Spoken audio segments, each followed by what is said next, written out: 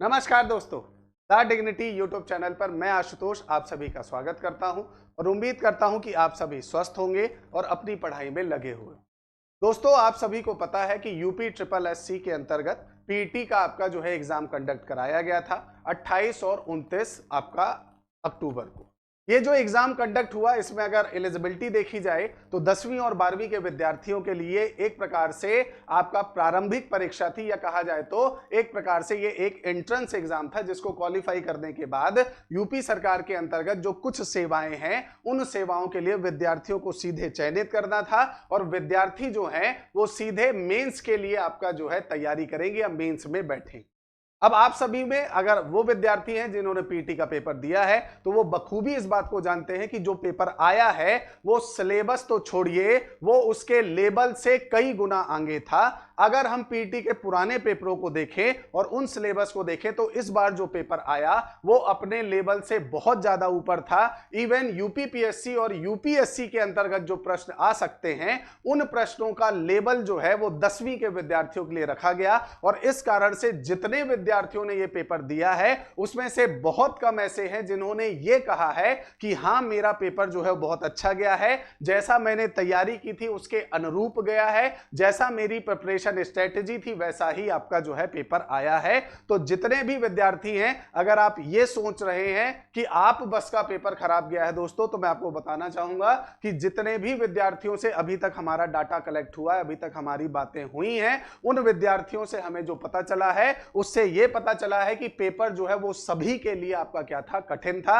आज हम इस वीडियो में एक छोटा सा आपका जो एक एक्सपेक्टेड आपका जो है सेफ स्कोर कितना हो सकता है, क्योंकि आपको भी पता है कि ये एक प्रकार का स्कोर कार्ड है, ये कोई एग्जाम नहीं है जिससे आपको किसी जॉब में नौकरी या आपको किसी गवर्नमेंट जॉब में पूरी तरह से आपको प्लेसमेंट मिल जाएगा या आपकी नियुक्ति हो जाएगी। ये सिर्फ एक एंट्रेंस एग्जाम है। अगर आपका इस एंट्रेंस एग्जाम में रिजल्ट नहीं भी आता है, स्कोर कार्ड बहुत कम भी आता है, तो इससे आपको कोई भी समस्या आने वाले समय में नहीं होने वाली है। आप फिर से अपनी तैयारी को मजबूत करिए और जिस तरह का लेवल आपका इस पेपर में बनाया गया है, मैं दावे के साथ कह सकता हूं कि यूपी बोर्ड को भी यह समझ में आ रहा होगा कि हमने एक बहुत बड़ी गलती कर दी। 10वीं के बच्चों से इतना लेवल एग्जाम पूछना किसी भी आपके जो है दायरे में नहीं आता। लेकिन उसके बाद भी हमने लगभग 6000 आपका जो है विद्यार्थियों का हमारे पास डाटा प्राप्त हुआ। उन 6000 विद्यार्थियों में आपका जो लगभग 30 से 40 नंबर जिन विद्यार्थियों ने कहा, उनका आंकड़ा लगभग 55%।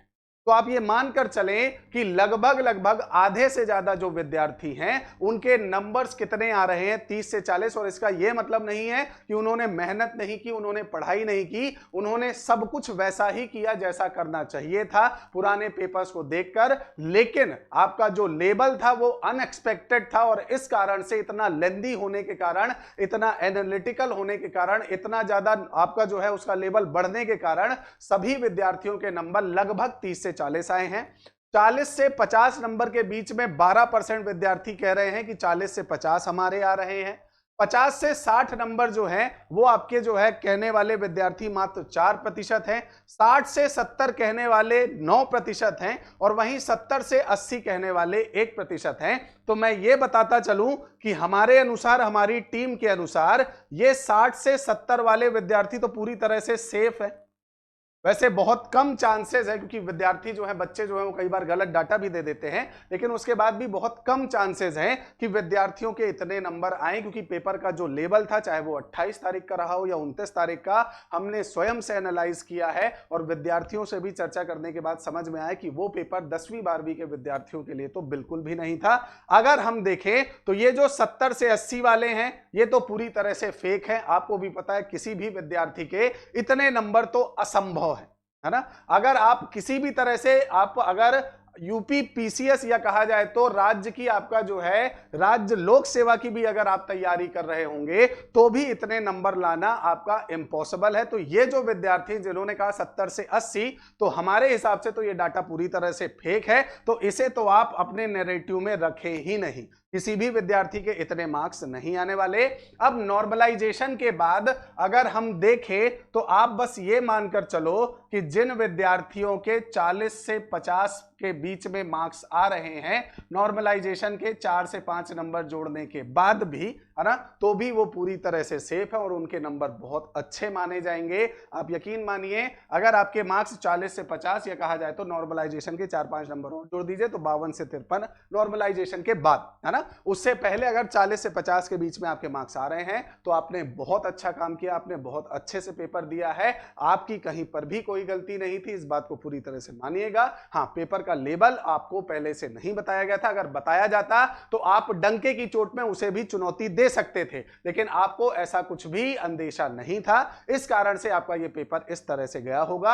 आगे तैयारी को कंटिन्यू रखिए क्योंकि अभी और भी सारी चुनौतियां आपके सामने आने वाली हैं। इस बात को आपको दिमाग में या पूरी तरह से बैठा कर रखना है कि आने वाले समयों में, क्योंकि एग्जाम जो है वो बहुत कम कंडक्ट हो रहे हैं, पहली बात, दूसरा सीटों की संख्या बहुत कम है, और तीसरा आपका जो अनएम्प्लॉयड लोग हैं उनकी संख्या बढ़ती जा रही है। तो कंपटीशन तो बढ़ेगा, है ना, लेकिन इस तरह से बढ़ना भी संभव नहीं था। लेकिन हां, इससे एक आपको जो है इंडिकेशन जरूर मिलेगा कि अब आने वाली जो भी परीक्षाएं हैं उनके लिए आपका लेवल जो है वो प्लस में होना चाहिए, एडवांस होना चाहिए। आप ये मानकर ना चलें कि पेपर का लेवल कम आएगा, क्योंकि सीटों की संख्या बहुत कम होती जा रही है। मिलेंगे अगले वीडियो में, और अगर किसी प्रकार का आपका कोई डाउट है तो आप जो है कमेंट सेक्शन में जरूर बताइएगा, और आप अपने मार्क्स भी कमेंट सेक्शन में बता सकते हैं। और किसी भी तरह का अगर कोई समस्या आती है तो आप उस कमेंट सेक्शन में आप मैसेज कर सकते हैं। हमारी डिजिटल टीम उसका उचित रिप्लाई देने का प्रयास करेगी। मिलेंगे अगले वीडियो में, तब तक स्वस्थ रहिए, आराम से मेहनत करिए। जय हिंद, जय भारत, नमस्कार।